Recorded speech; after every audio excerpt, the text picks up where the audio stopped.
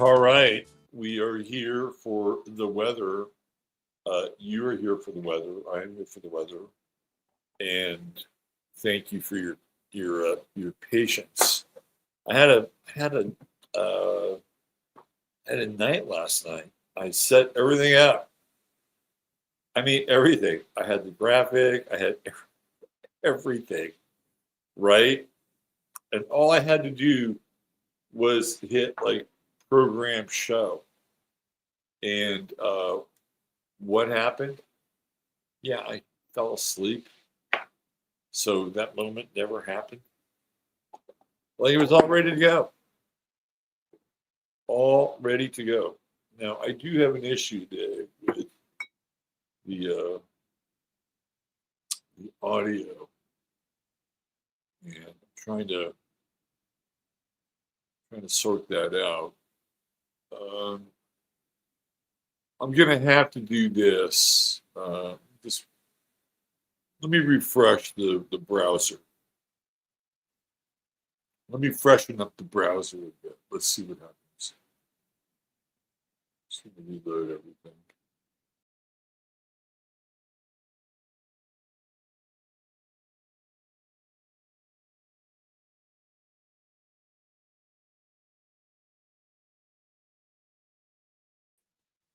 All right, let me check the audio.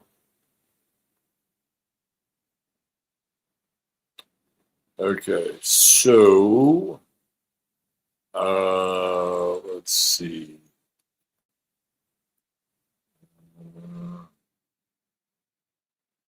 I'm gonna have to fortunately beam out and come back one more time.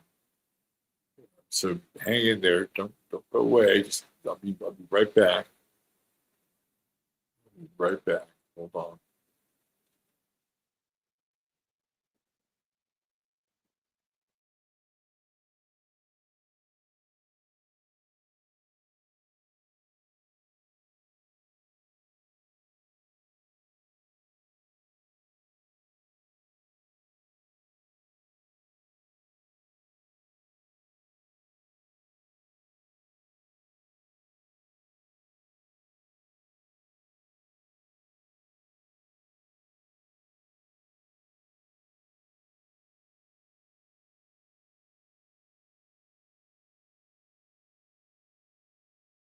Go. That. Let's try it. Let's try the audio one more time. Hopefully it works. Nope. Damn. It's just bizarre. I don't know. I don't know why it's not picking up what it's supposed to pick up.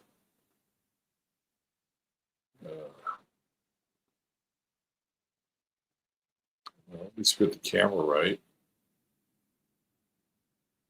Yeah, we got that right. I apologize for the audio. It's not. We're gonna have to deal with the realities of just the computer fucking audio.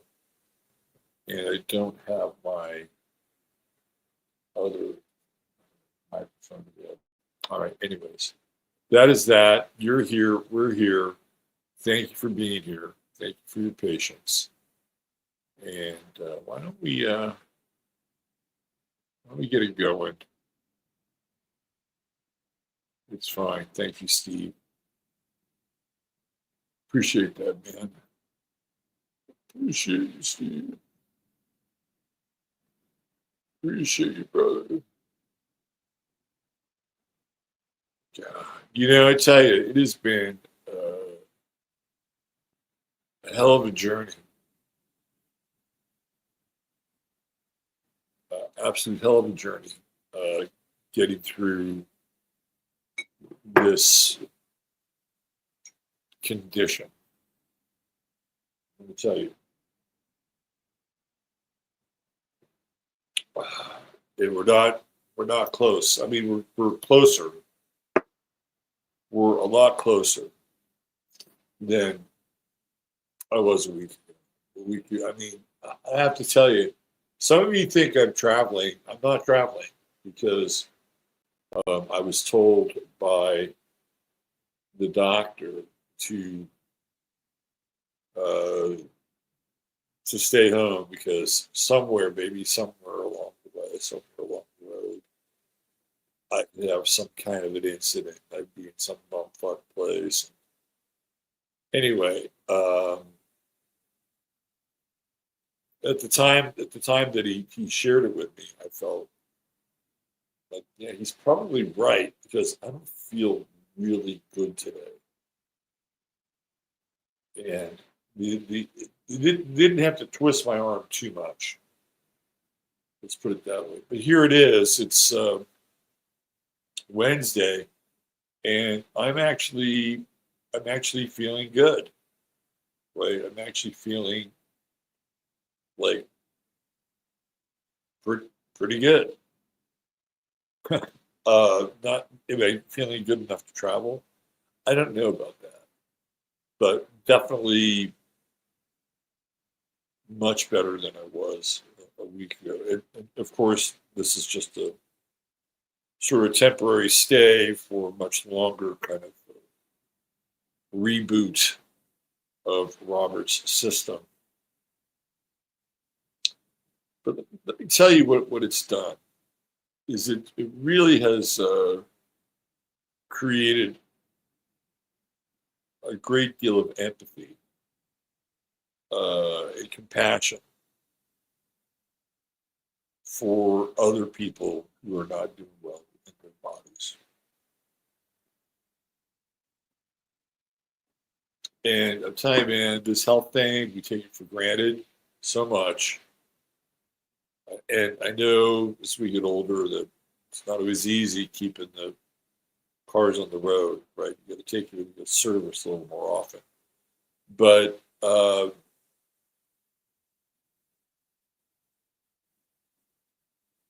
the alternative, whatever the alternative is not good. Right? The alternative actually really sucks because the alternative is you're a member of society that can't fully function. And that is rough, man. That is really rough. You know, I was at HEB yesterday, and I was, it was there were some days last week I never left my house, and I did things that normally would never do. Like I'd actually have HEB deliver me groceries because I couldn't get it together, you know, deal with miles of aisles, you know. And so I actually did that, and I appreciated those people, you know, and I appreciated the fact that we did have conveniences like being able to uh, have things delivered to us during times where uh, other countries are having a just a real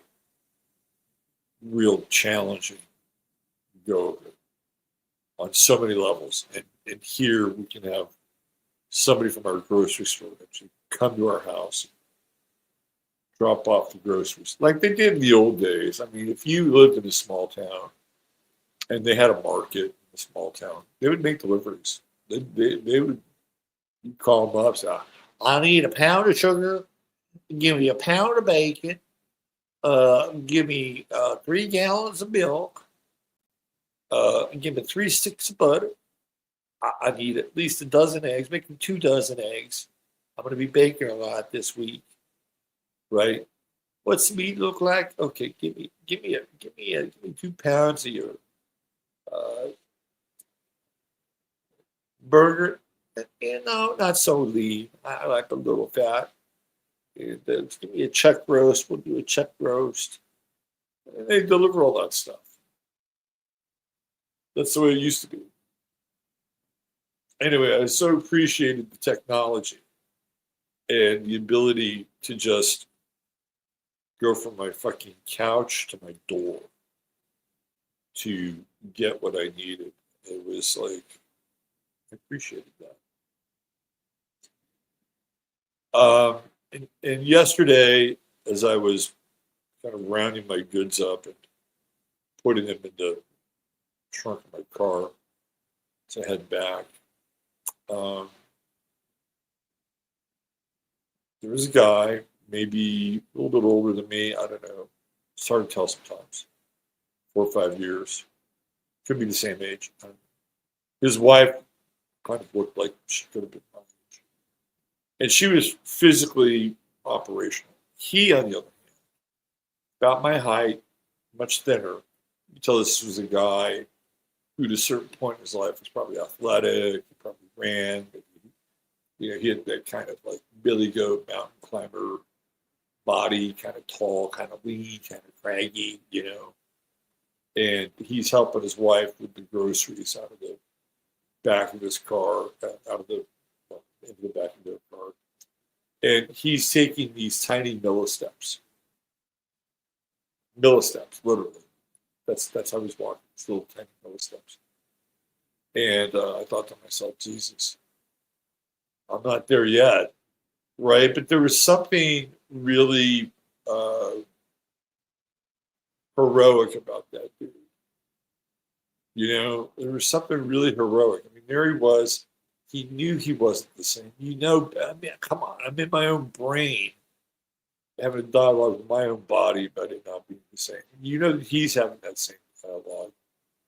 And he's having to make, and I don't know, maybe the guy will get better. Maybe he's on the road to recovery. I don't know.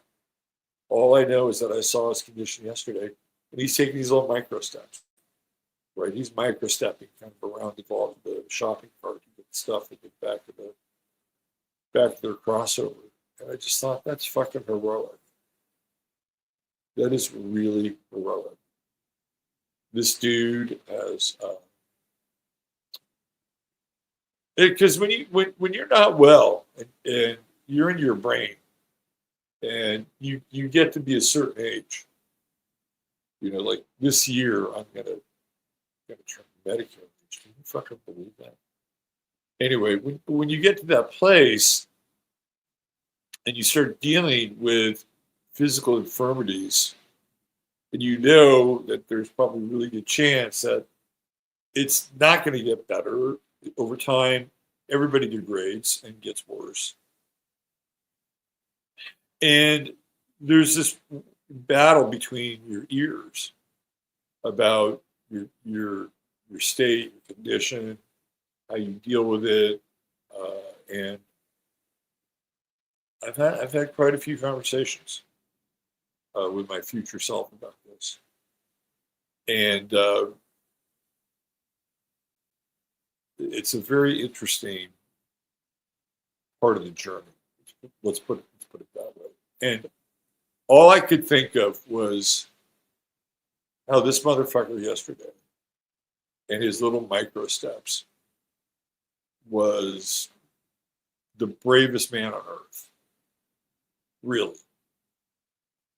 Because unless he knew something I didn't know, like he was rehabbing and he was on his way to taking, and I'm talking micro steps. I'm talking like 2 inches at a time. This is the steps he's taking. That would keep him going. But if he didn't have that, then he'd be dealing with this idea that his condition was, fucking code red.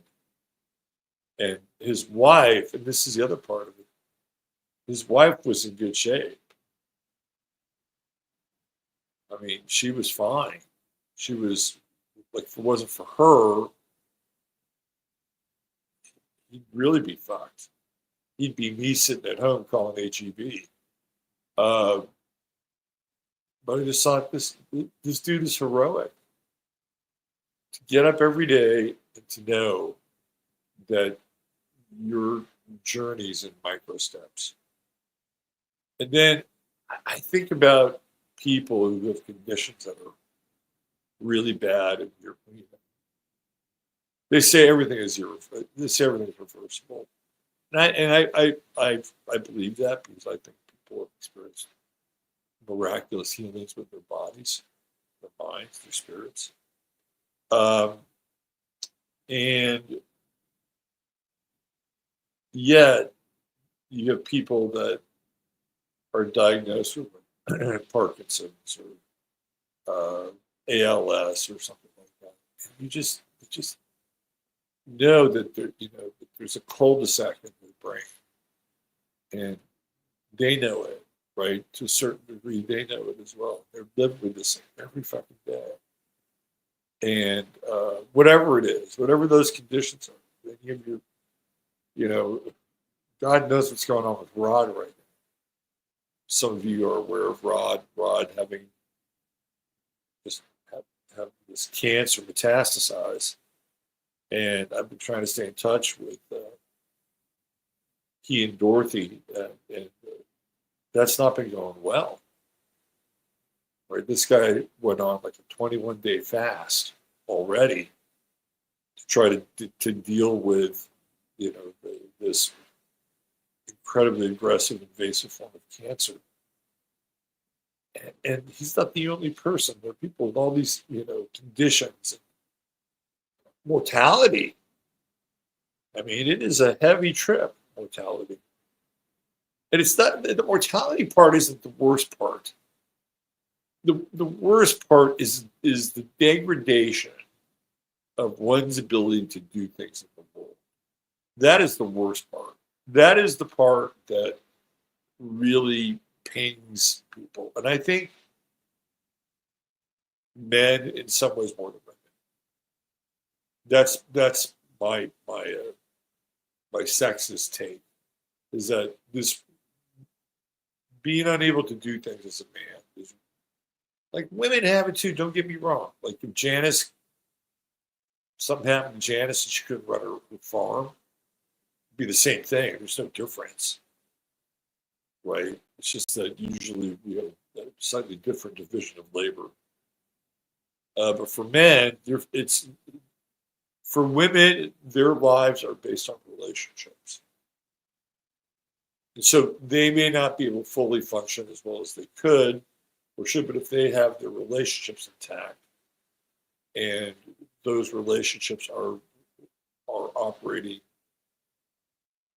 mostly well, women can navigate difficult physical conditions a little bit better than men.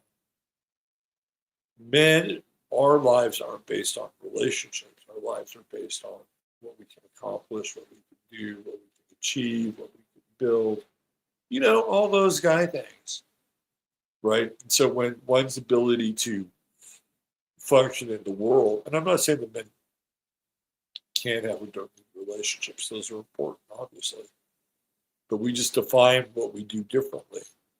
And for men, when they're unable to function in the world, it really pings them. It pings them hard. Pings them real hard. And, so for all you people out there that are going through something right now, physically, not 100% right, you're still somewhat functional, but you're not doing the best you can. Heart goes out to you and your family and your loved ones, your friends who are going through whatever it is they're going. It's a bitch, man. Here we are in Virgo, and we're dealing with health, and we're dealing with all the things that go along. I have this great client,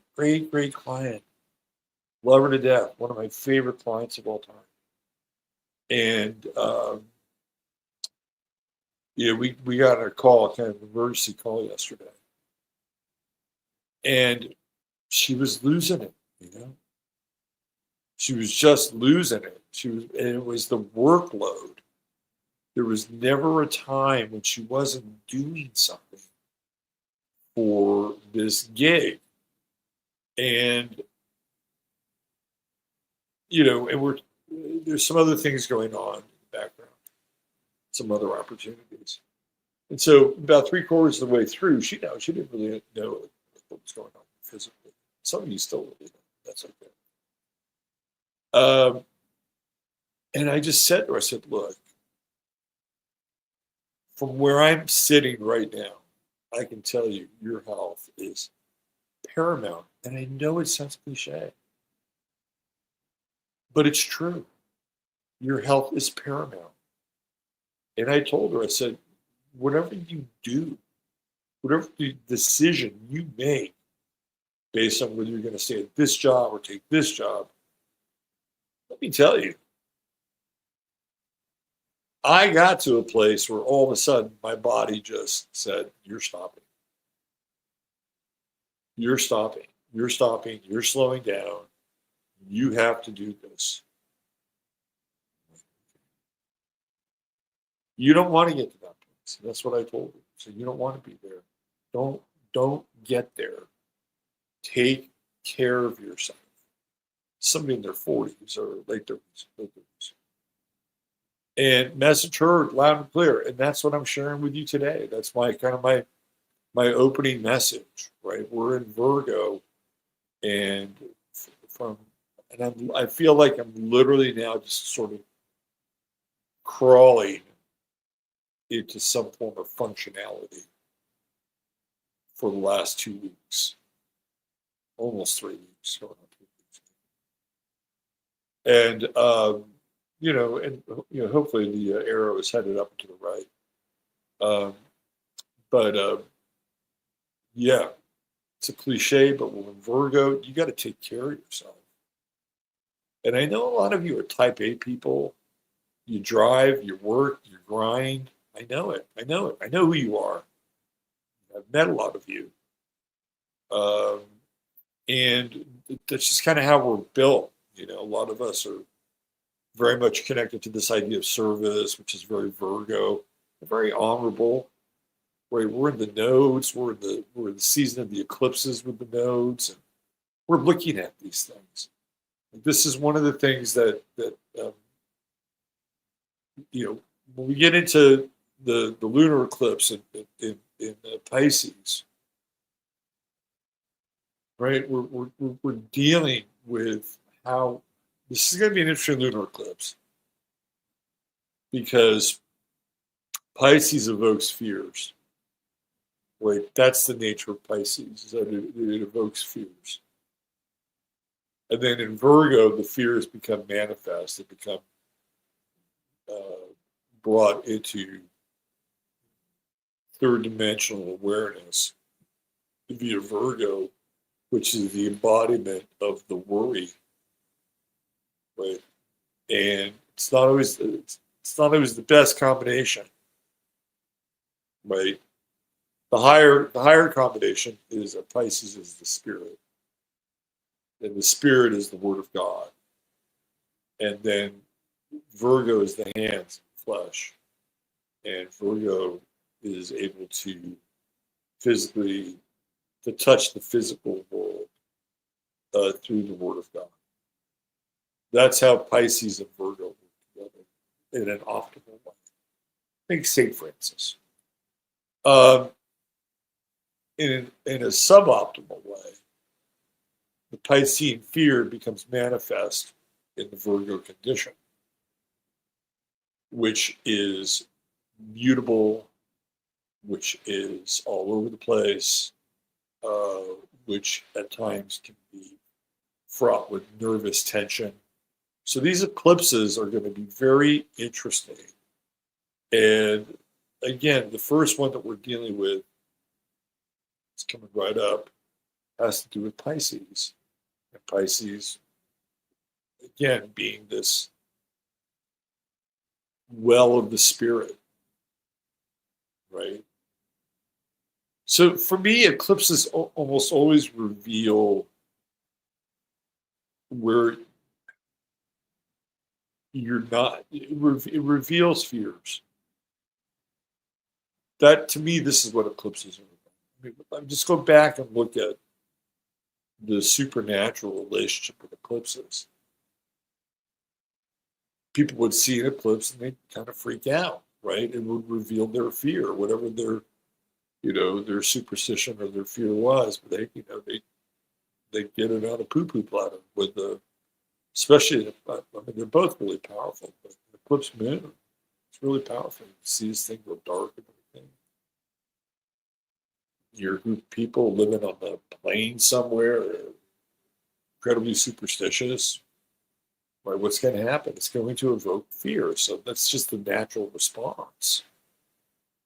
I mean, somewhere buried in our, the depths of our DNA, our ancestors looking up at those objects in the night sky, you're like, what the fuck? What is happening here? And I think the initial evocation would be fear, like a monster swallowing the moon. There are actually metaphors for that, right? People would, bang on, like, they would bang on metal and all kinds of shit, right? Because they literally thought a dragon was swallowing the moon, and they were trying to keep the dragon away. So that's kind of the primary foundational connection to eclipses is the evocation of fear, because that's how it impacted our ancestors. But that was it's a long time ago, but it's still within us. So anytime eclipses come up, we always are kind of thinking, well, what can go wrong? What can go wrong? Eclipse bad, eclipse bad. And I think part of the challenge is working through the superstition of the eclipse in general. And we've had some eclipses, man. And look, Kerrville was the center of the two great eclipses. And what happened a couple months ago? Became Noahville. Right? So, if we look for some kind of empirical data that says, well, eclipses are real and eclipses do affect people, and this is a downstream effect of the eclipse, you could certainly make a case that Kerrville would represent that. I wouldn't have a problem with it. In fact, I do a show around it. In fact, I have. So, yeah, can there be some real manifestation for an eclipse? Yes, absolutely. I think that the best thing that we can do is to go into any eclipse situation as a blank slate. It's like, yeah, you can prepare for it if you want to. Just be conscious, be aware. Be aware of what you're being aware of, because that's a powerful time. And, play it as it lies, or so they say, right? Like, that's usually how I deal with eclipses. The energy comes up, and then you move with it. You kind of roll with it. You see where it takes you. And if there's anything there for it to be revealed. And we're already in the eclipse zone, right? A week and a half before, a week and a half ahead. And I feel like the Piscean lunar eclipse, it definitely, we're gonna move through this concept of fear. Because I think of all the signs in the zodiac, I think Virgo and Pisces are the two most fearful. They're the ones that they're the most nervous, they're the most mutable. Like, there's something to work through there. So what are we working through on a collective level with this lunar eclipse in Pisces? Well, we've all been traumatized like hell with water over the past couple months. That's a fact. But I feel like that there's a deeper spiritual, existential crisis, right, that we're dealing with. A lot of it is going to be related to the migrants, the new people, the replacements, right? I don't know if you're following what's going on with Europe, but it's starting to get really heavy. You've got guys coming out in Germany who are Muslim, who are basically saying, we are here to make Germany a Muslim country, and they're going to live by Sharia law. So this is starting to really come up now, right? And this is a big thing happening in Europe. It's sort of like the hands are, they've been slow playing this replacement thing for a long time, and here come the turn cards, right? Like we're getting there. We're getting to the turn cards on this thing, and I guarantee you, this is going to be one of the huge issues of this eclipse. Are the quote unquote migrants, replacements, ICE, you name it. You name it, it's on the table, right? Because that is the manifestation of what we've been going through Neptune and Pisces, and all the migrational stuff and all the religious stuff. That shit is real, right? We're in the three unholy arms of Abraham in a lot of ways with this lunar eclipse in Pisces. And I don't know. Look, there's a lot of people from Europe that watch your show. Thank you for that. And at the same time, I know that the people that do watch the show have had their eyes wide open for years. But now you have a group of people who are really finally starting to fucking wake up. And it's like, where have you been? You've been Rip Van Winkling this thing. And all of a sudden, you're in a nightmare. You're in Children from Men. And this eclipse coming up this weekend in Pisces, the lunar eclipse, Pisces, speaks to it. I just wonder if it's really interesting. Back in the day, go back into like the 80s. The 80s were really into this idea of cross-cultural spiritual conversations. Like there was this one recording, it was the Trialogues, and it was Terence McKenna, it was the guy, Ralph Abraham, Chaos Theory, and somebody else, third person. There was a time when you would get people and they would have these kind of interdisciplinary dialogues. And they would do this with religion. And you would have somebody from this faith, and somebody from this faith, and somebody from this faith, and maybe another, maybe about four, and then you'd have a moderator.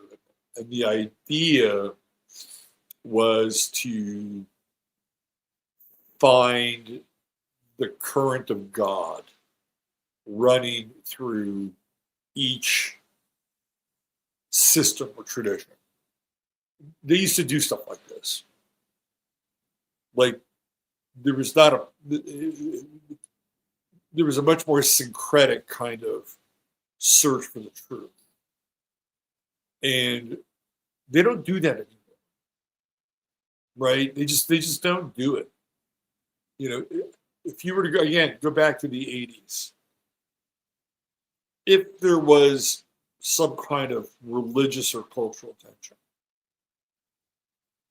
even if there wasn't, but there were people who were interested in, if you go to like the late 70s, early 80s, Neptune and Sag, you're trying to find those threads of commonality, right? And they'd sit down and you basically would have a dialogue, and they wouldn't agree on everything. They would disagree on which day they decided to wash their private parts or whatever, right? But these were very learned people, generally speaking.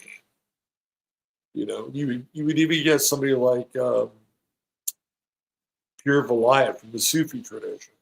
You'd have these people, but they were religious leaders, and I say religious because they represented their faiths, and you had a dialogue, right? Like, so where is that today?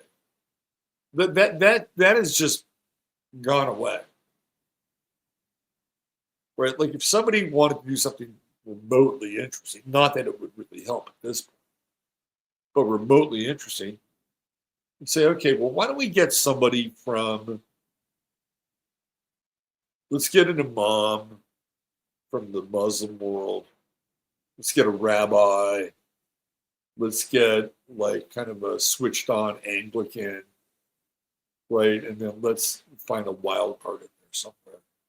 And let's sit down and we'll do like a press conference, or we'll do like a full day seminar, Europe, a continent in crisis, is there faith through diversity? And I'm not saying that you're going to come to any kind of conclusions.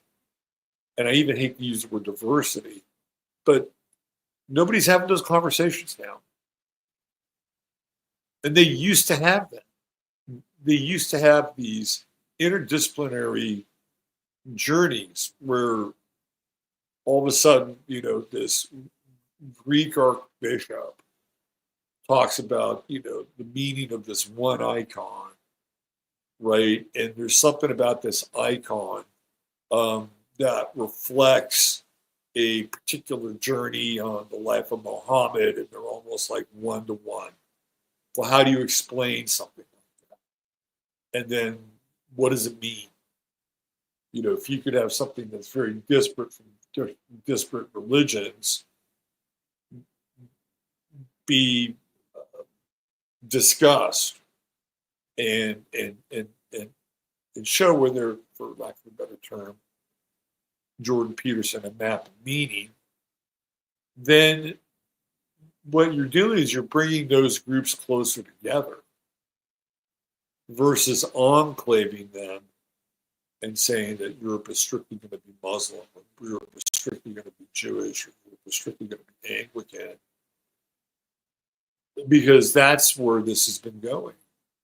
But again, back in the old days, you would have these dialogues, and these religious leaders would talk, and they would either find common ground or they wouldn't find common ground. They would find it in some places, but not all. But at least they'd be talking, and that's not what's happening, because that's not the plan.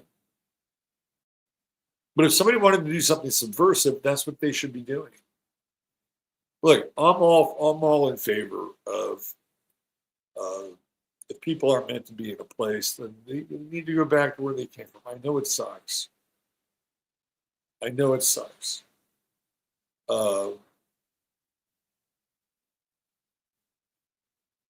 But it's the numbers. The numbers got us to this point.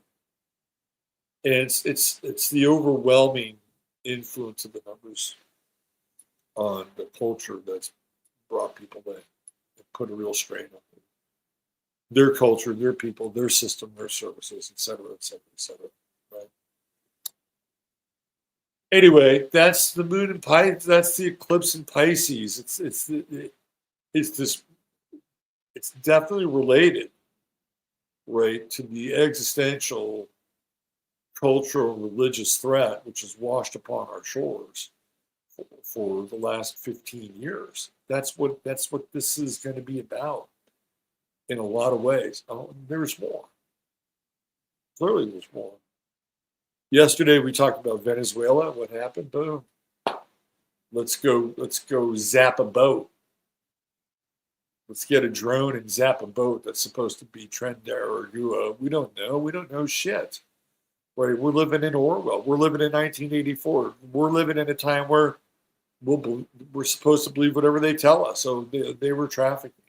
So we got a drone and we blew the shit out of them, right? And there's a side of Trump that loves this. He just loves it. It's like, it's funny. Trump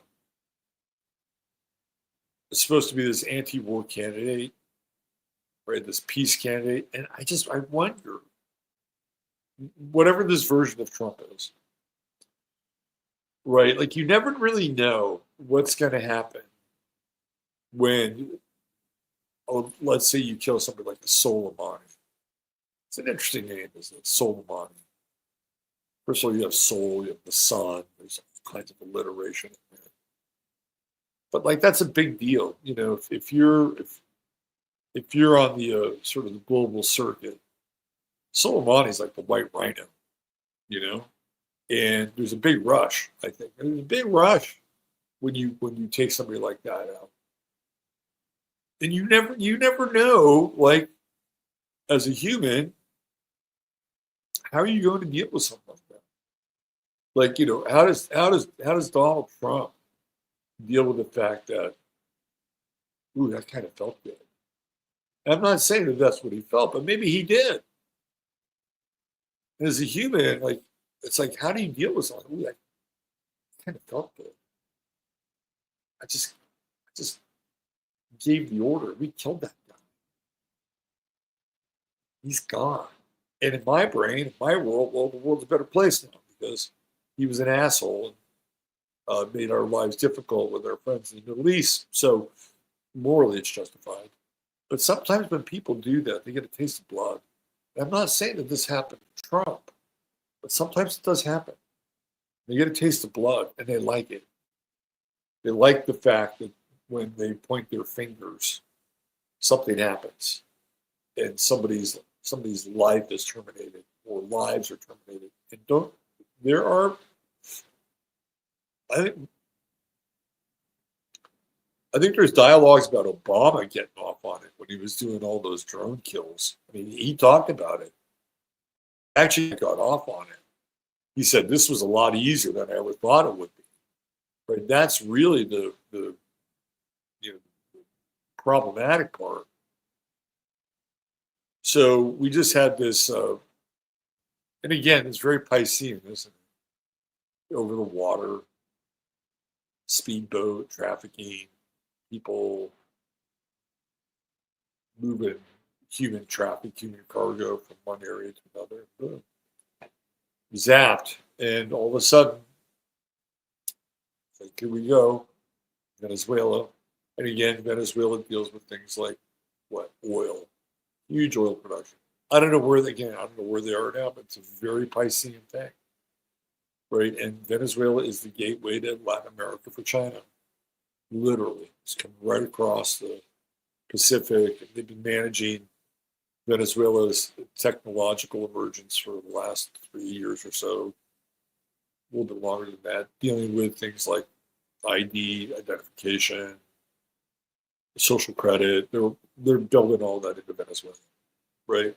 So now all of a sudden, you know, over a body of water, we get somebody who's a hot shot with a fucking drone taking out one of these cigarette butts. And who even knows what the fucking truth is with that? Again, we're in Piscean territory. We're just going to believe what we're told. Oh, okay. Those were bad people. They were bad people and they deserve to die. And I trust our president. Speaking of health problems, I still think he has them. Rumor was that somebody saw Melania at Walter Reed yesterday. That was on the street. I still think Trump is not well. Doesn't look well. I see multiple pictures where he looks like how I felt the last couple of weeks, which was. And people believe that he's been having a series of ischemic strokes, which sounds to me like Trump's heart. His ticker is going. That's what it sounds to me. Sounds to me like his ticker is going. He had that Mercury retrograde. I talked about it on Sunday night. I talked about how it hit his Pluto. Mercury retrograde hit his fucking Pluto in his 12th house. And there's a delayed effect here. I still do not believe Trump will finish his term. I'd be very, very surprised if he finishes the year. And again, a lot of what I base this on is astrological, but it's also based on the fact that he seems like a madman, hell bent on doing 100 different things at the same fucking time. Like he's got no time left. Like that's what keeps coming back to me. He doesn't have enough time. He doesn't have enough time. He can feel the time running out. Like the sands of an hourglass, right? That's what it feels like to me. And the media will tell you otherwise. He'll tell you otherwise, but again, they get us into that Piscean territory. Oh my God, what would happen if President Trump passed away? Would the country survive? And all these fears would come up as a result of it. I guarantee you. It's the moon in Pisces. It's the eclipse moon in Pisces. We haven't even gotten to the Virgo part yet. We'll save that till next week. But this is going to be a very interesting lead up to this eclipse because of everything I've talked about, all the sort of the cultural inputs that we've been experiencing. The drug thing is going to come up too. I keep coming back to poison, right? I keep coming back to poison with Pisces and this eclipse because Pisces and Neptune are known to be related to poisons, and it's kind of very interesting. I feel like just in terms of our own consciousness. It's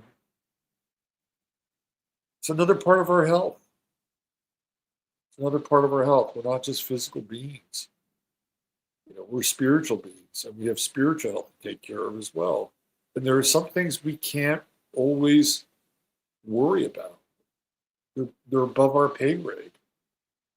I was having a great conversation with Mark Guest last night.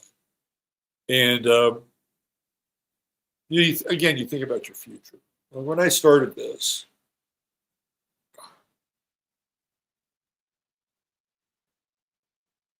we'll go back to 2008 because that's when I started to really blog around 2007. People weren't really blogging in 2007. Sort of a new thing. But I started to do that in around 2009, late 2009. Podcasting came into being. A lot of people were doing it. I was doing it. I did my first podcast in 2010. So 15 years ago. I've been doing this for 15 years. And it's amazing to watch people just jump on YouTube now and just grab like 20,000 views, 30,000 views. It's mind-blowing. And here I've been doing this now for 15 years. And I'm relatively okay with how it's all gone, to be honest. I mean, there's things that I could still do better. Obviously. Get here at 8 o'clock in the morning, like I promised you. But the numbers of people talking about shit is crazy. Because when I first started talking about this, there weren't a lot of people talking about it. I mean, in the astrological world, there are still less people talking about it. But just in general, we are so kind of red and black pilled now that you can't go onto YouTube without bumping into somebody's version of a conspiracy show or dark decode, or they're just everywhere, right? And when I started this, not a lot of people were doing it. And it's like, oh, yeah, we kind of have a bit of a runway here, which has been good. It's been helpful. But I can only imagine what it's going to be like in 2 years. Everything just gets exponential and quantum from this point forward, right? And then what do you do, like 2 years from now? When I say you, I'm talking about like me. Are you still going to be doing this 2 years from now, 3 years? Where are we going to be in this continuum? I know these are big questions, but we're kind of in Pisces world. We're entering into this kind of existential space, right? And, where that discussion led me and is leading me this moment is this idea of spiritual health and what we need to do in order to make sure that we are spiritually healthy. And whatever we do in the physical world becomes a manifestation of just that. It just unfolds from the place that we are. That's how it works. And everybody has their ways, their different traditions, whatever it is that they do in order to stay spiritually healthy. But that's another big part of this. There's a lot of black goo in this world. A lot of times you don't even see it. Right? And you have to keep yourself spiritually attuned, clean. You got to clean those chambers, right? And as much as you go to the gym and you do what you do at the gym, there's the inner gym. And I feel like one of the things that as a people, we're kind of spiritually emaciated, to be honest with you. I mean, it really feels like we are. It feels like we're malnourished in that world. And what would it feel like to feel nourished? What would it feel like to have the mana of life running through your veins? I guess you can talk to a more Christian, he'll tell you. And I'm not here to knock it, by the way. And there is some truth to that as well. But what would it feel like if you just felt like mana running through your veins every day? What it would feel like if you got up in the morning in a very kind of calm, focused fashion and knew that you were just jacked in, right, to your divine current? That's living. That's life. And at that point, it doesn't matter what you do. You can be delivering groceries, and you could be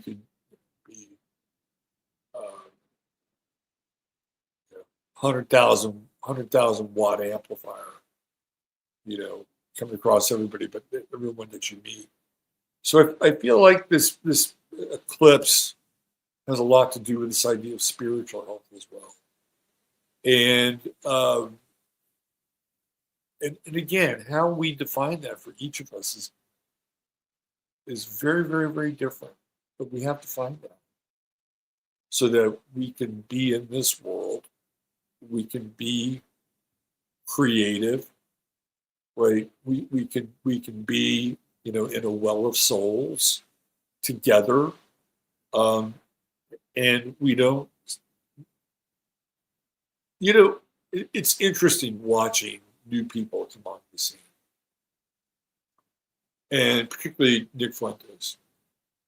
And there was a time in my life, not that long ago, maybe 3 or 4 years ago, there'd be somebody like Nick Fuentes who would come on. I experienced this with Ian Carroll, by the way. It's like, you're talking about shit that I've talked about for years. Why do you get to sit down and get all the accolades, but also all the heat, right? Like who tapped you? And I get it. I understand why Ian is popular. He's kind of faded a little bit. And so initially I'm like, where the fuck did this guy come from? Kind of, because it kind of bothered me. My ego was attached to it, right? My ego was saying, hey, man, I know all this shit.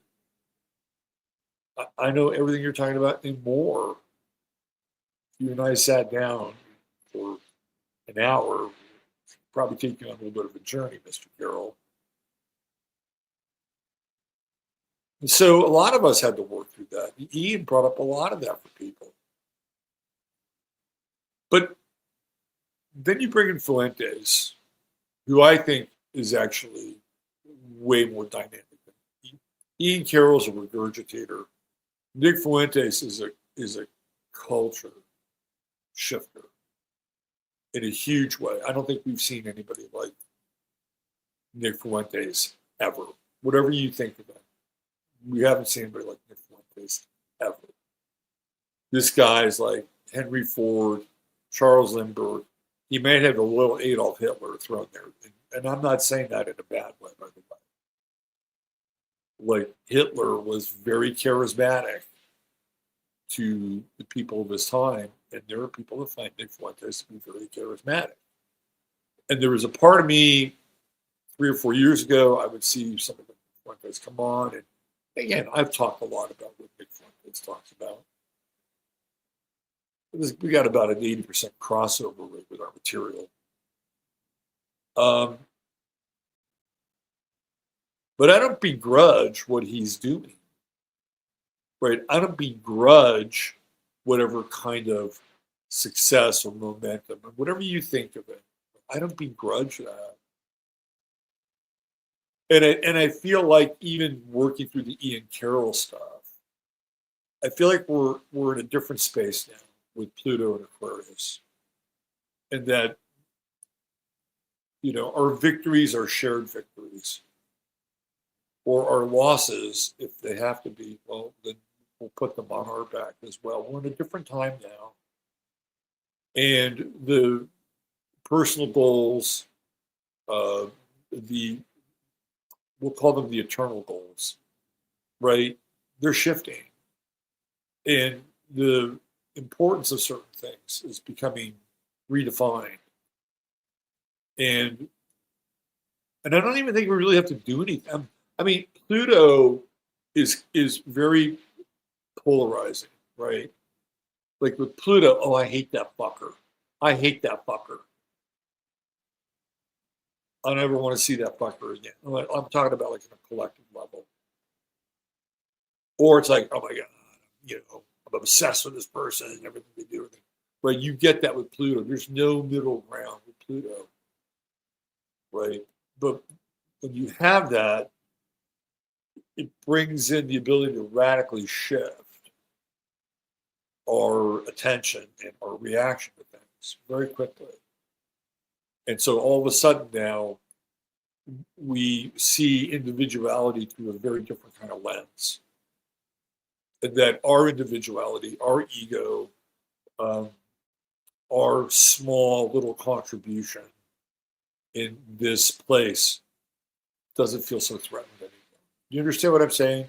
This is actually what I'm trying to get to with Pluto and Aquarius, and that the ego needs diminish. And we don't even have to really do anything unless we have to face certain fears. Oh, well, this person's going to be more successful than me, or this person's going to be more popular than me, or whatever. Right? Those are clearly fears. If you're in a certain area, you face them, you go through them, and it's like, okay, we're on to something bigger. And again, whatever you think of Nick Fuentes, he is really, really, really bright. You can tell that these outer planets are having a massive impact on this one slice of Gen Z. Right? The ones around 26, 27, headed into their Saturn returns. Like, they're coming on. These people are coming on. And you can see that there's kind of a brilliance there. It's like, oh yeah, this guy's. But I don't begrudge it. Let me tell you what the brilliance is and why I don't begrudge it. Because what he's trying to do, this brings us back into, again, these eclipses. I'm going to try to keep around the eclipse territory. Is that he's starting to make his message more inclusive.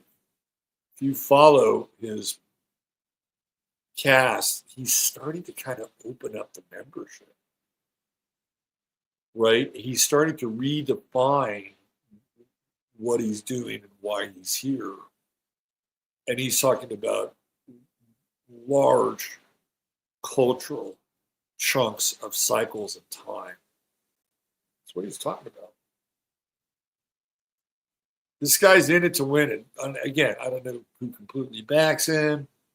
I don't know if he's been sheep dipped, but when you hear something like that, it's like, oh, this is a long-range planner, right? He's a long-range planner. But it gets us into this kind of Pluto and Aquarius. Who are we? Where are we going? What is the goal here? Right? What is the goal? Is the goal to just succumb to some fucking new world order with Larry Fink sitting at the head of the table with the WEF, and we're all going to sit around with our phones hoping like hell we did something good enough so that we can catch a ride from some driverless vehicle because we have enough good boy or good girl credits in our account? Right? Is this the world that we're aspiring towards? Or do we have different aspirations? And what are those aspirations? And what do they look like? And what's the, this is all Pluto. It's all Pluto and Pisces. I'm sorry, this is all eclipse and Pisces stuff. Like, what kind of world do we want to live in? What kind of world do we want to share? What kind of world do we want? And these are big, big, big, big, big questions, but they're on the table. And Pluto and Aquarius, they're not going away. They're going to change the world. They're going to change society. In 15 years' time, we will be so different. Some things you'll be able to recognize like that. There are other things like, what the fuck is this? Right? And so Fuentes is asking these questions about his own base and his own users. We should be asking ourselves the very same questions. Who are we? The questions never go away. Who are we? Why are we here? And where are we going?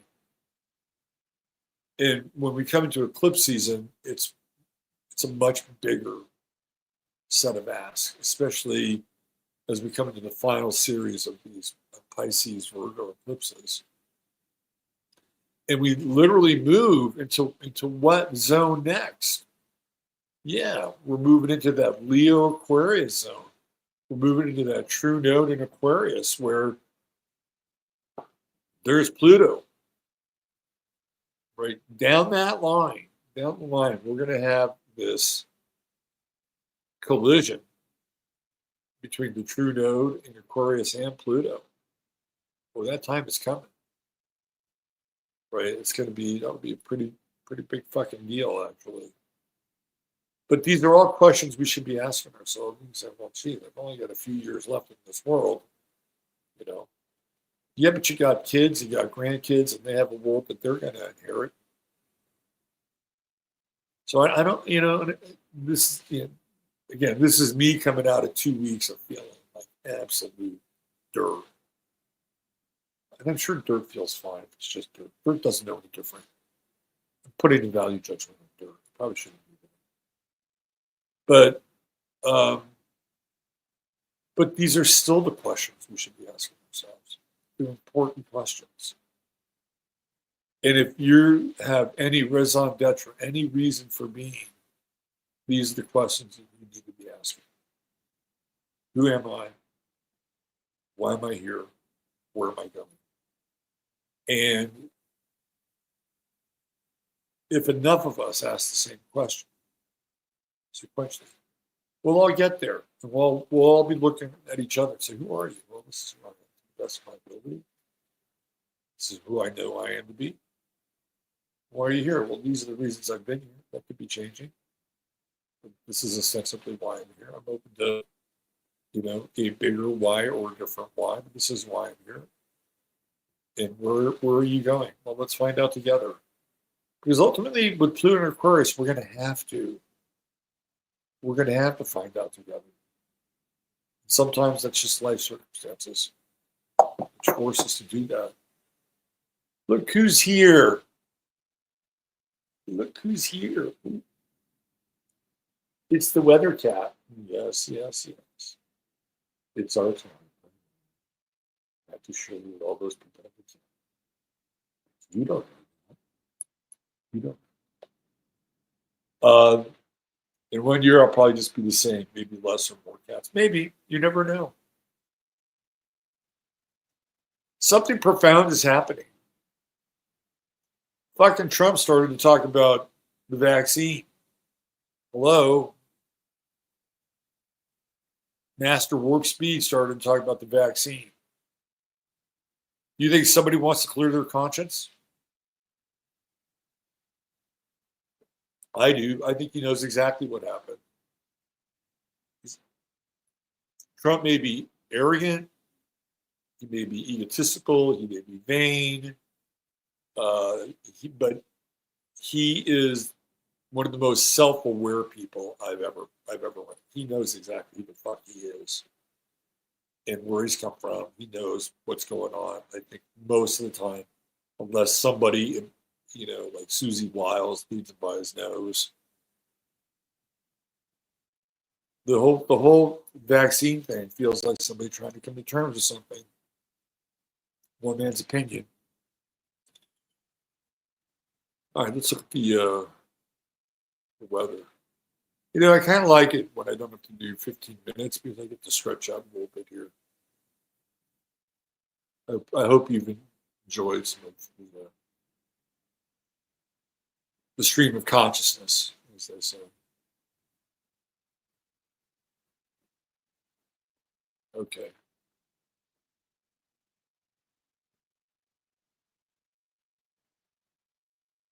All right. There's our sun, 11 degrees. See, we're all inspired and shit. That 11-degree sun. Right there. The moon, steady as she goes. Capricorn. Moon and Capricorn. What a fascinating. Absolutely fascinating. Anyway, you got a moon Jupiter opposition, right?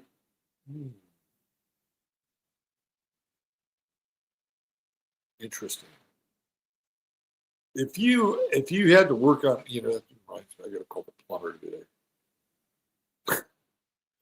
It's like irrigation. Oh, water. Oh yeah, you got to call the plumber. Right there, Jupiter Moon opposition. If you wanted to put in an irrigation system, today be an interesting day. You might have a little heavy lifting, but it might be lighter than you think with a Mars Jupiter square. Sometimes Jupiter squares are really fascinating.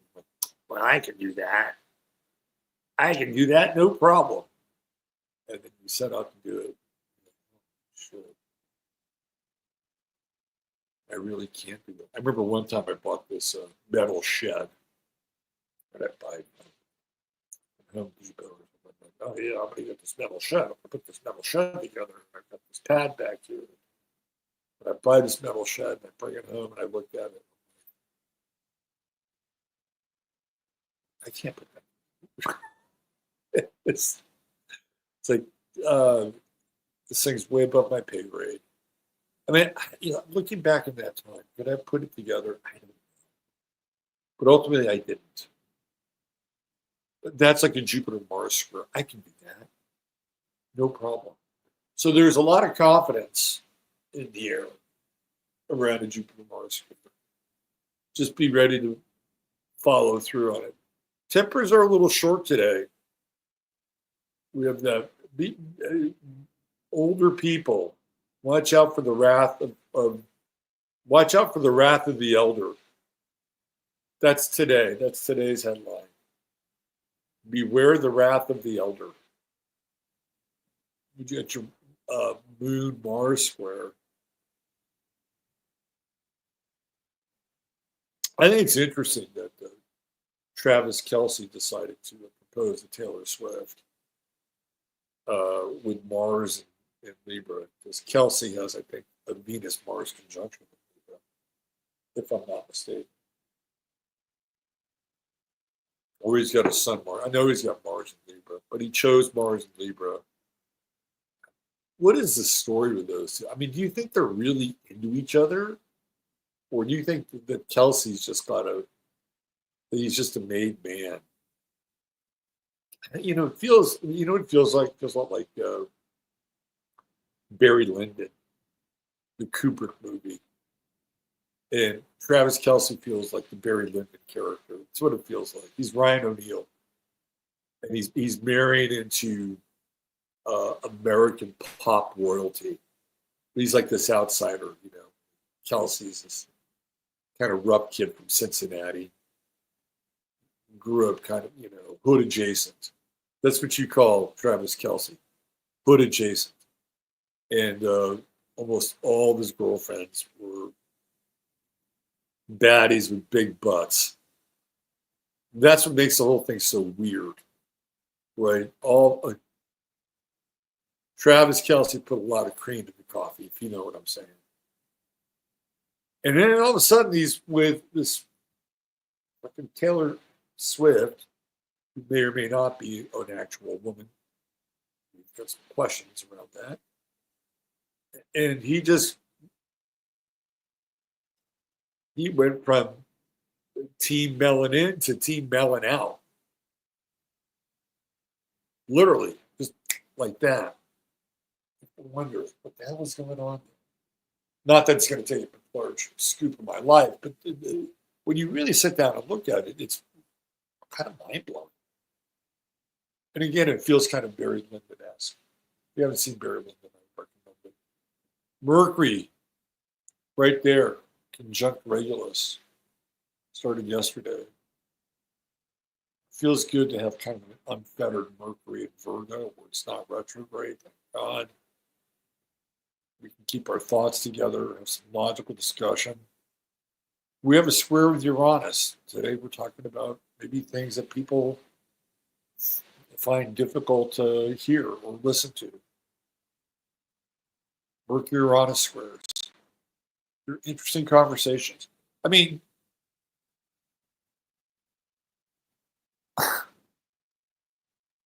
sometimes it's good to be a disruptor. It's just, and sometimes it disrupting for the sake of disruption can be problematic, right? It's just chaos. And not all chaos is good, and not all chaos is bad. But this is where we are with the Mercury-Uranus square, mixing it up, right? Shaking things up.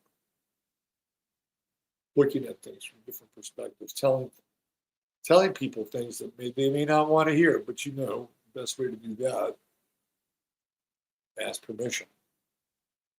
And once you get permission, it's wide open. I remember I was in high school one time. I was very influenced by libertarian ideas. And I had this civics class. I loved my civics teacher, Paul. He was great. And I was playing around with this idea of being a lawyer, like having like zero ability to study and be disciplined with all the things you need to be a lawyer. I had none of that. What I had was native intelligence, style, and ability to bullshit. Right? So we were in class one day. It was Paul Dolan. It was Paul Dolan's teacher. Anyway,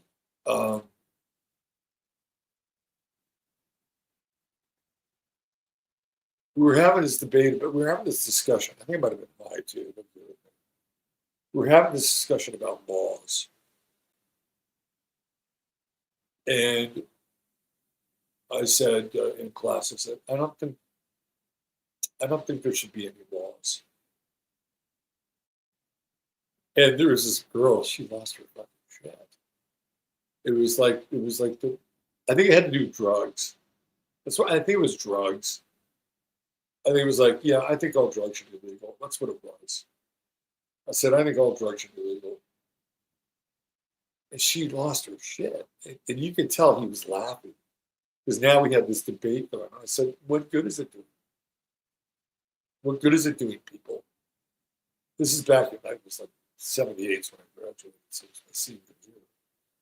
And I'm like saying, look, this drug thing, all these laws are not working. In fact, if anything, you're creating more people and more of a need for drugs. And there's more of an economy that's being made off of it than ever before. Boy, little did we know, it was just getting started. Anyway, that was one of those conversations where I threw kind of a grenade into the room. It was like, I think drugs should be, 1978, it's kind of a radical idea. And she saw that as an affront to society. And in some ways, she's right. Like, if you legalize everything, people will just do it. Their performance will quite possibly suffer. But then you're also dealing with something that, is or has been illegal, and you take the danger, you take the threat out of it, right? People don't remember this, but back in the day, if you wanted to score weed, there would be parts of the city you would have to go to that, I mean, we used to do this as a kid when I lived in San Jose. We'd go to this house, and there was this guy, Craig. And Craig knew, I think it might have been Craig's mother, father, grand, I don't know who the fuck. But it was related to this guy, Craig. We just knew Craig was somehow connected with this house. So instead of going to the dispensary, we go to this house. It was literally on a corner in San Jose, in some suburb. You knock on the door, and this old black woman out of the Stephen King novel answers the fucking door. And she said, "Well, boys, you know what y'all are looking for?" "Yes, we do." "Well, come on in." We sit down, very Spartan accommodations. And there was her, and there was her husband, and they were like grandma and grandpa, And they're like, we got red and we got green, and we got red and we got gold, and then hook you up a little sample. Can we get a little sample? All right, well, we'll take a bag of that gold stuff. That's pretty good. Then Abigail Freemantle would go into the back room and she'd come out with an ounce of gold weed. Right? Now you boys be good. Oh yeah, no problem. That's how you did it. That's how we did it back then. That was just one version of it. That wasn't even, that was like the suburb version of it. The urban version was very different. I mean, remember, you got dispensaries all over the place now in California. You turn and you run into one.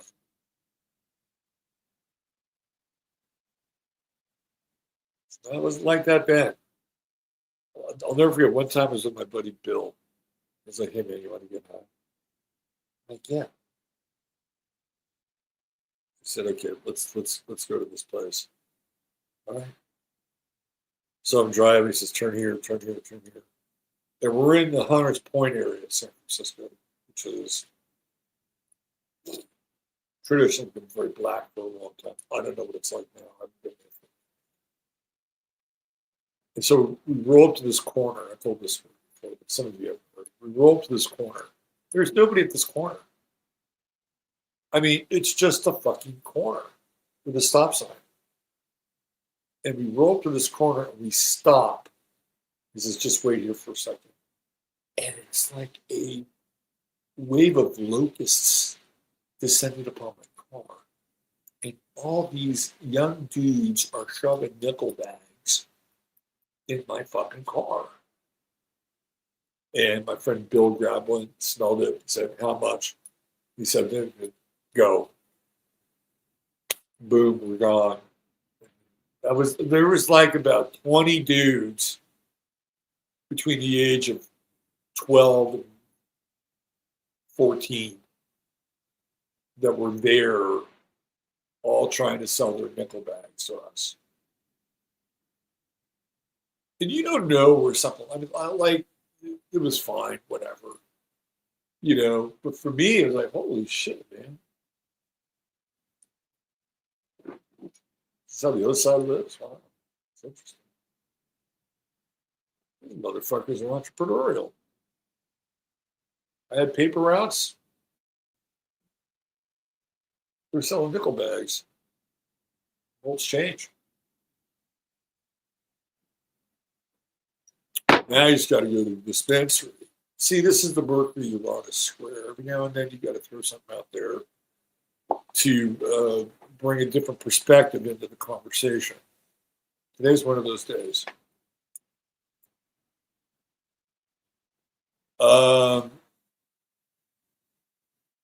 Yeah, Saturn's reverted back into Pisces just in time for the eclipse. Neptune soon to join.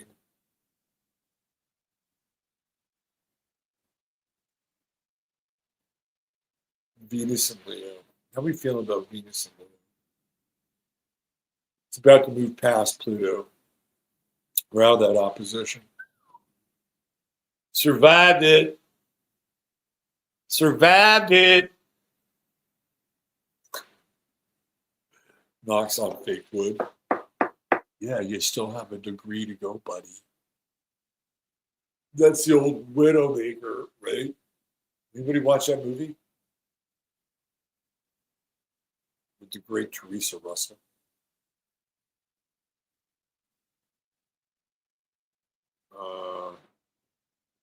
Deborah Winger. Bob Rafelson was a fucking big fan. He's an underrated film. Sure. All right, anything else about the weather? How are we doing with this Mars and Libra? Are you guys fighting for your right to party?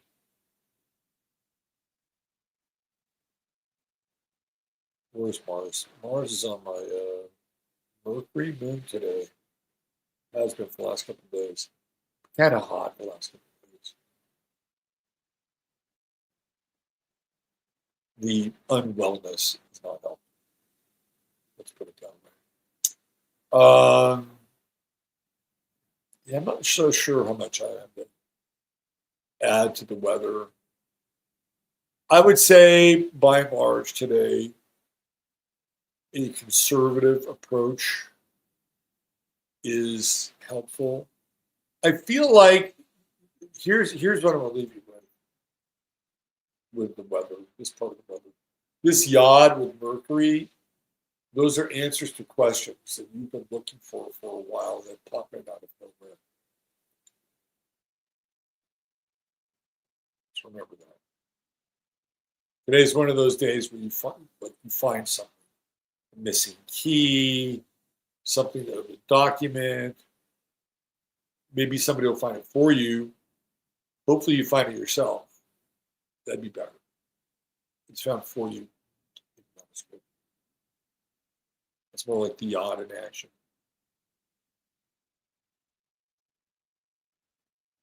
You got a problem to solve, puzzle to untangle. Today's a good day.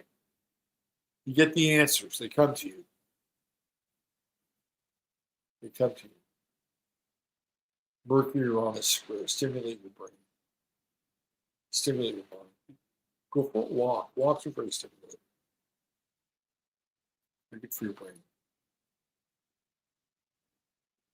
You might find some money on the ground. Remember that? Finding money as a kid. Oh my God. I just found $1. It's like the biggest fucking deal. All right.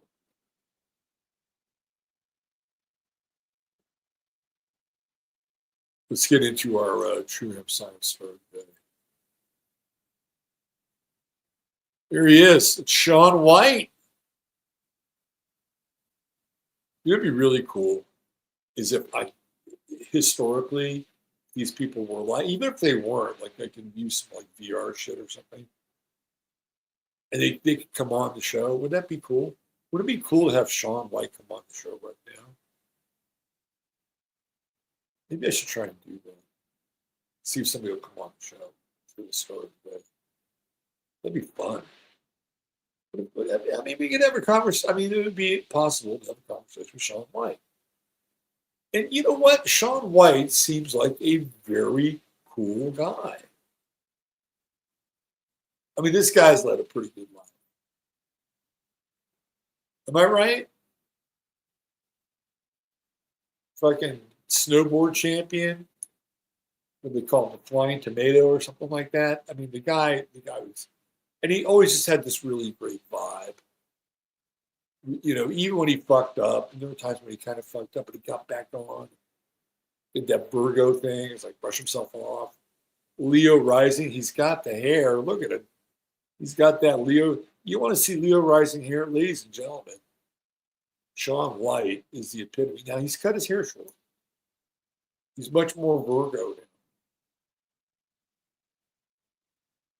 He might even be progressed Libra, but he doesn't have the mane. But that was the famous mane, Leo rising, right? And he's got that balsamic right at 0 Virgo. He's got a conjunct Mercury Sun. The thing about Shaun White that's fascinating is like his consistency. He was very consistent. Like there's some people in who do sport, they're kind of seismic. Shaun White was consistently good. And I think that's Virgo, right? Like it's that Virgo consistency, the attention to detail, whatever it is. And I'm sure he has natural talent. You got a Sun Mercury. Sun Mercury conjunctions they're interesting because the body and the limbic system, they're all connected. They're more connected with the Sun Mercury conjunction than not. I do not have a Sun Mercury conjunction, so I'm just a spaz. And he's got that Promethean sun, right? Like he's out there on the edge. Literally, how much more Promethean do you get, like than Shaun White snowboarding from these glacial peaks that are closer to the sun than probably 95% of the other part of the population? Like that is really Promethean. Literally. So he holds that down. The 5th house, hobbies, pastimes. Come on. He's got Mars there. He's a professional. Mars and Capricorn. Professional athlete. Professional pastime. Mars and Capricorn. Hello, 5th house. The sextile with Jupiter. You know, what I like about this too is like water, snow. He's got Jupiter in Pisces. He's got Neptune down here in the 5th house, again, dealing with water, snow. Like these would be snow hobbies or water hobbies, water skiing, surfing. Like you can get there. You know, you could also probably brew a mean batch of beer with Neptune in the 5th house. But here we have Neptune in trine with the moon, trine with Mercury. There's a fluidity there. It's all 1st house. The 1st house, 5th house stuff is really interesting. Just in general, right? Like he's got Uranus trining his ascendant. You know, like how fucking cool is that as an aspect? It's great. You know, he's a risk taker. He's looks different. You know, this guy's got a really good chart.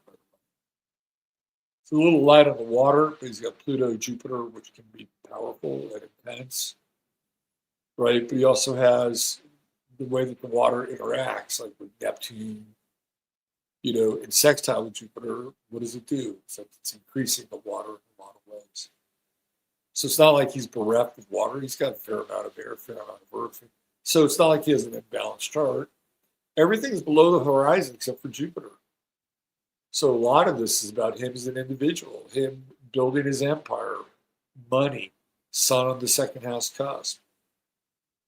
You know, 3rd house, local environment. I think the one area for him that's tough is relationships, because he has Aquarius over here, which isn't always easy for relationships. Like you get people that happen fast and then they stop fast. Like they're in, they're out, they're friends, they're not. You know, and then he has Venus over here in Libra in the 3rd house. So a lot of his relationships tend to be sort of more fraternal. So that's the one area of his chart that I think probably could work it out a little bit better, although he has unfinished business with certain relationships. And I would certainly think family members and siblings would come to that conversation. But in general, you get that South Node Venus conjunction, unfinished business. He's got the true node in Aries, right at the top of the chart. right? Like that's the peak. The ninth house is the peak, and it's Aries, and he's here to be kind of an adrenaline junkie. He's going to travel all around the world, very ninth housey, and he's not a team sport guy, right? He's a guy that is a snowboarder. It's him and the board. That's it. He's fulfilling his mission and life purpose. Saturn is the one area of his chart that he's got a few things to work out. Clearly, the squares with Mercury. Like, I wonder if success is enough for Shaun White at times. Like, he's got to feel like there's something more. Something more. There's got to be something more. I think Saturn in the fourth house. You know, I don't know much about his family life, but the father would seem to be playing a role here for sure. Not always the most, and he's probably the most supportive guy in his fucking life. But when you get that Saturn square, why do I feel like he was raised by his mother? There's influence of the father, but the mother here is way, way, way more prominent with the moon in the first house. Come on. But for his life, this guy's got a great fucking chart for his life. He's living his chart. This is what it looks like when you live your chart. You have Leo rising, and you're 20 years old, and you look like a fucking line from the Wizard of Oz. This is pure astrology. The true node in the ninth house, traveling all around the world, doing adrenaline-fueled snowboarding. He's living his chart. Prime example. Hobby space, professional hobbyist. It's all there. It's all. This is clearly somebody who is living their chart and doing a fine job at it as well. And I also think it's interesting. We long ago has brought up like names in astrology, and a lot of times the names are a total fit. And when we think of the last name White, it kind of matches Virgo, and the purity and the the order, perfection, right, of Virgo. It's kind of,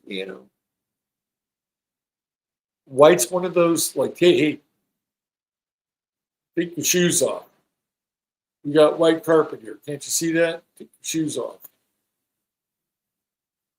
White shag carpet. That's what I'm talking about. If you're in somebody's house and they got white carpet, you're taking your fucking shoes off. Guarantee you. There's no Aryan alliteration here. Right? It's just white, right? Untouched, clean, pure, chaste. Hence Virgo. What is Shaun? Let's just look at this.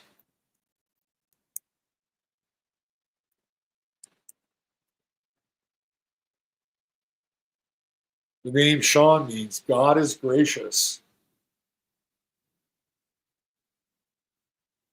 Gift from God. It's connected to the name John. That's pretty pure, don't you think?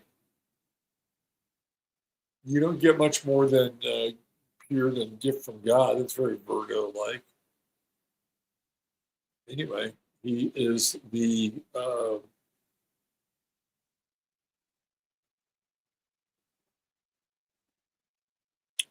he's the pure gift from God. Shaun White. All right, let's talk a little True Hemp Science. When you get an order, you get these little stickers. I'll send you these stickers too. Get these stickers on the computer, from all kinds of places. But you also get the goodie bag. Spend $100 or more. Type in 15MINS. You'll get this right here and more when you order. And if you are invested in your health, damn it, reach out to Chris. Figure out which of these elixirs is going to work out the best for you. A little Solar here. There's always a 30-day money-back guarantee. $150 makes you free shipping. You get the CBD. You get the goodies, the goodie bag. You know, it's the circle of life. You're supporting Chris. You're supporting the show. It's beautiful, man. All right, that's it for today. Thanks for being here. Hey, we did an hour and a half show. So you missed a half an hour on the front end. I gave you another half an hour. How about that? 30 minutes bonus. All right, that's it for now. Thanks for being here. Thanks for waiting. Thanks for watching. If you're interested in the reading, you can sign up. If you want to buy me a cup of coffee for my services and time, you're welcome to do that as well. I'm headed over to Locals. I'm going to put a message up there. And we'll be back here tomorrow, 8 a.m. sharp. My Virgo promises that. All right, take care of yourselves. Treat each other well. God bless. Bye for now.